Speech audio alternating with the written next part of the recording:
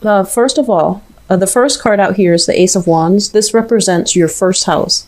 And the first house represents your the face that you show to the world, the way that people see you, and the way that the energy that you bring to the table coming into January. This is a card about inspiration. This is a card about new projects being had and somebody who generally feels very, very happy, very optimistic, and, a little bit more ambitious, a major goal-getter. Okay, so you're coming into this month and other people see you as very eager, very enthusiastic, very passionate about something. And I feel that, the way you talk, the way you act, I feel like you're a lot more animated. Okay, so this is a positive card. It indicates enthusiasm. It indicates like love and passion for life and having exciting new things to talk about. So there's this energy bubbling all around you. You're a lot more talkative. You're a lot more outgoing. And I feel overall, this is a very, very positive energy to bring into the new year. The second house deals with your money and your value system. So in terms of your money, what we have here is the Judgment card in the reverse position. So this is usually, contracts not being signed just yet. There is some type of holdup. There is some type of a delay in getting the money that is owed to you. Either, a signature on a form was not signed in the appropriate place, or it was signed, but it was not dropped off with the right authority figure. And so I feel that there is some delay in getting some money to you, and there is some delay as it relates to paperwork and some contract. Okay, so just expect that for January. As it relates to your value system, this is a family card. This is kind of like some type of a communion between different people. I feel that when it comes to your value system, they're saying that your value system are things that you are going to have to cultivate on your own, are things that you're going to have to decide within yourself, like using your own feelings, your own emotions to be your own internal compass. Because I feel like for some reason there's some blockages when it comes to transmitting values through the traditional route, which is, through families, through the first people that we socialize with, our parents, our siblings, and the people in our environment, and then, educators and friends. So I feel like there are some blockages, and there might be some disagreement between different people that we value, different people that we love, and the values that they have passed down to us. So, dad might want you to behave a certain way. Mom might want you to behave a certain way, for example. So there's kind of like this conflict between who is actually right and what is it that you really value. So I feel like this is a process where you're going to have to re-examine what it is that you really believe in as an individual, independent of what your family, your school environment, your social group, your peer group. You're going to have to dig a little bit deeper in order to figure out what it is that you truly value, and relying on your instinct, relying on, that emotional gut reaction to see whether or not something is right, whether or not something is wrong, rather than listening to what people expect you to do. Okay. The third house deals with siblings, and it also deals with communication. So for those of you who might have siblings, we do have a person showing up as this. This could be a sister or a brother. So the gender cards are still not, gender specific. So first of all, you might have a water sign, a Pisces, a Cancer, or a Scorpio coming into your environment. And, this might be like a sibling that you are literally dealing with. Okay. This is somebody who is a little bit, I want to say jaded with life and a little bit heartbroken over some type of a relationship that went awry. And I feel like they're a little bit, they need a shoulder to lean on. They need somebody to vent to. And I feel in a way, there's this victim mentality about them. It's kind of like, woe is me. Why can't everything go my way? But I also feel that, they might have a habit of making bad decisions. So for example, if it's a sister who has a series of bad relationships with men who are irresponsible, I feel that, you want to tell her, how you see it. But I do feel like a bigger part of you is just like, no, I want to be protective. Okay. And then likewise, if you have a male sibling that's going through the same thing, series of bad girlfriends or relationship partners, or even like a series of bad jobs where they feel underappreciated, I feel that you want to tell them the truth, which is that, life is what you put into it. I do feel that, you want to soften the blow a little bit, because I feel siblings coming to you with their own problems, and they might be prone to having that victim mentality where they can't really see outside of themselves. They can't really see how their actions have contributed to aggravate a situation. So I do sense like they're internalizing it, and or rather externalizing it, and thinking that it's coming from their environment, and not taking ownership of the things they're doing to aggravate the situation. Okay. As it relates to your communication with the Queen of Cups in the reverse, be very, very careful about ego games. Is I guess like the right expression. And what I mean by that is, sometimes when we are a little bit hurt, then I feel like rather than telling the other person, hey, don't do that, it hurts my feelings, I feel that a lot of you get hurt and you withdraw. So I'm getting a very Cancerian vibe with you guys for this month. I feel like you're coming in very enthusiastic, very optimistic about something, and then somebody could, make you say something and just deflate your ego. And then rather than telling them, hey, that's not nice, I feel that a lot of you might want to be, conflict avoidant. You might want to avoid aggravating the situation. So then you withdraw, and then you seethe in silence. Okay. So be careful about communicating. Say what needs to be said in a way that induces behavioral change in other people. If you don't like something, if you feel like, hey, somebody's being hurtful, just really stand up and say your piece, because I feel like they might not be aware of it. So bringing it to light, bringing it to their attention would be actually very good for you, because I feel like, if you're feeling like this, very optimistic, and all of a sudden somebody says one thing that really puts you down, I do feel as if, it's within your right to tell them not to do a specific thing. Okay. So communication needs to be very, very thorough and very clear for this month. What I'm also feeling is a few of you, you might be feeling very passionate, about whoever you're dating, whoever you're courting, whoever you're dating. And you might just want to have like a one night stand with them. And as a result of it, you want to court them.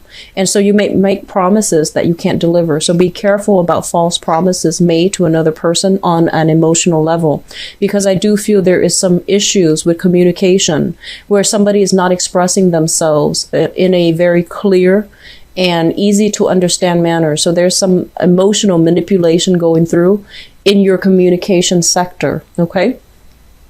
What I'm also feeling as well, the fourth card, the fourth house, deals with the family environment, as well as the card of the mother, the card that represents the mother.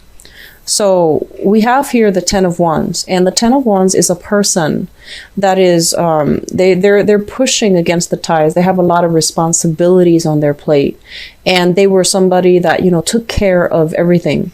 So I feel that you guys, you have you come up in an environment with a mother who is very, very independent.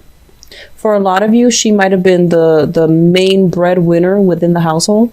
And then for others of you, I feel like single mothers, okay? So this is a little bit more gender specific, because we're dealing with a specific house that deals with a specific person. So I feel like you grew up in an environment where the mother had a lot of strength, a lot of sway. She could be, strong, very emotionally strong, physically strong. She took care of all the responsibilities, and she's not somebody who's a whiner and a complainer. And then others of you might literally be in a household where, the mother might be the one that makes all the money, or she could be like a single mother in whatever capacity. She could be a single mother, and she had a lot of responsibilities on her plate. And I feel that, growing up with somebody like this, it almost feels as if, you it can go two ways, actually. I feel like a lot of you might be inspired to work hard and, earn your own money and to take care of her. And then on the other end of the spectrum, we might have somebody like this where they had to take care of practical responsibilities, bills, car payment, driving the kids to school, making sure everybody's fed, making sure the house is clean, making sure the dogs are walked. And so they might not have the time to have that emotional connection with you. And so I feel like on the one hand, they're there, but on the other hand, you feel emotionally neglected in that relationship. You felt as if she didn't have time for you. And so rather than wanting to grow up and emulate, wanting to be this person or wanting to take care of this person, I feel that you might go the opposite direction where you might have a little bit of resentment because she was not available to take care of you on the emotional level. As it relates to the family as well, this is the card of the mother and also the family that you grew up in. I feel honestly, some of you might be single children. Like you might grow up in an environment where there might not have been a great rapport with siblings. Like for whatever reason, you might not be very close to your siblings. You might not divulge secrets with siblings, and you might not have had like a very strong bond with one another. So everyone did their own thing. You could also be the only child where, all the responsibilities, all the tasks, all the chores were kind of like laid on you, mainly because there isn't another sibling to delegate to or to, split the responsibilities between. So if you were also, grown up in an environment early on in childhood where you had to take care of everything, you might also be the oldest child. You had to take care of everything. There might be some resentment here that needs to be released, okay? They're saying like a lot of burdens coming in from growing up in an environment that might not have been very stable. And so there's a little bit of like this need to want to revert to that childhood state where somebody takes care of us again. So I feel that energy coming through for this month. Feeling a little bit like, so for example, you might feel like you might be in a situation where somebody says something that makes you feel kind of like unloved, underappreciated, and emotionally like distraught. And so it triggers something in childhood that it could also, cause a situation or a similar situation might have happened in childhood where you felt the same way. And so I feel like, there needs to be some type of sorting out something within your family unit, the family that you grew up in, so that you can heal.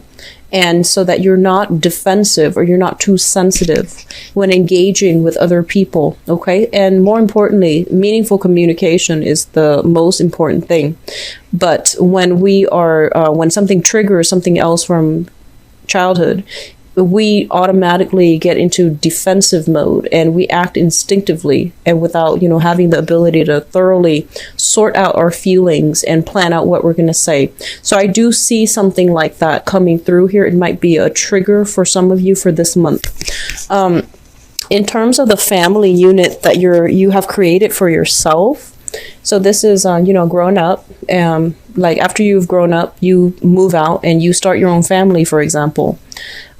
There's a lot of responsibilities in the household. This is the card about being shuffling around, moving every few years, like upgrading to a new place or downgrading your house environment. So moving every few years, having to like move around quite a bit. And so this is like carrying all your stuff with you, literally, like picking up all the pieces and moving on. So I feel like there might have been a recent house move for some of you. You're moving to a new place that might be bigger and you're setting roots. So I do feel new houses coming through very strongly for many of you. There might be new additions to the family, like new people moving in, new people moving out. And so the house environment itself, it's very, it's thriving and it's very robust. Okay. The fifth house deals with fun, creativity, and it can also it's the house of children as well. So we have the Page of Wands. For those of you who are old enough to have children right now, you might literally have a child who is a fire sign, a Sagittarius, an Aries, or a Leo, sun, moon, or rising. And this is a very, very fun, exciting, adventure-seeking type of a child. This is a child who's very, very curious about the world. And I'm getting somebody reading to their child, and the child keeps saying, can you read that one story about that dragon over and over and over again? So like every night you're reading the same story to your child. That's I'm getting that specific message for somebody out there.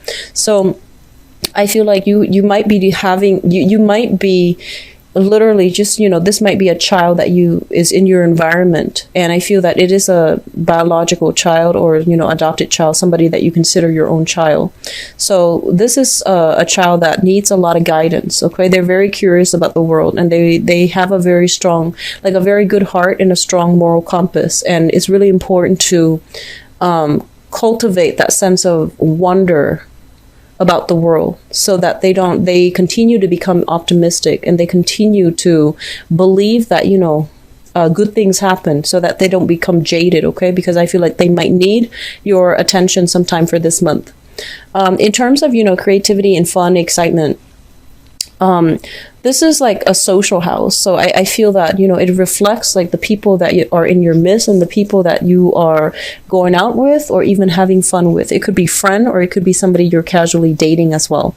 So we have a fire sign coming into the picture, and fire signs are once again Sagittarius, Aries, or Leo. This might be somebody that you are romantically involved with, who is very generous, very loving, very, very caring. So this is the energy that they're bringing to the table. The sixth house deals with work, health, and your daily routine. With the sun in the reverse, health is not looking too great. A lot of you might be coming down with something for this month. If you are taking care of a lot of responsibilities, if you're moving, if you're constantly shifting around, I do feel the health realm is going to be affected, okay? So the sun, which basically means vitality, if it's in the reverse in the health house, is not looking too good. So take care of yourself, get your daily dose of vitamin C, stay warm if you are in the northern hemisphere, and stay warm. It is winter time here, so keep yourself hydrated and stay indoors, and stay warm.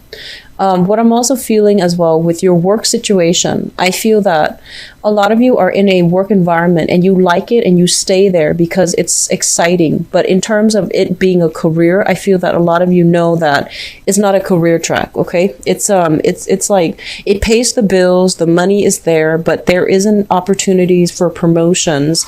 There isn't opportunities for advancement, like long-term growth potential, or even opportunities to advance above the position that you start out with. So I feel like it's fun, it's exciting. It might even be part-time, but I feel like it's draining your vitality as well. So I feel like work affecting your overall health, physical health, mental health. Okay. So these are areas to look out for. If you're in an environment where you're just definitely not happy, don't let it affect your emotional health or even your physical health, because I see that coming through as well.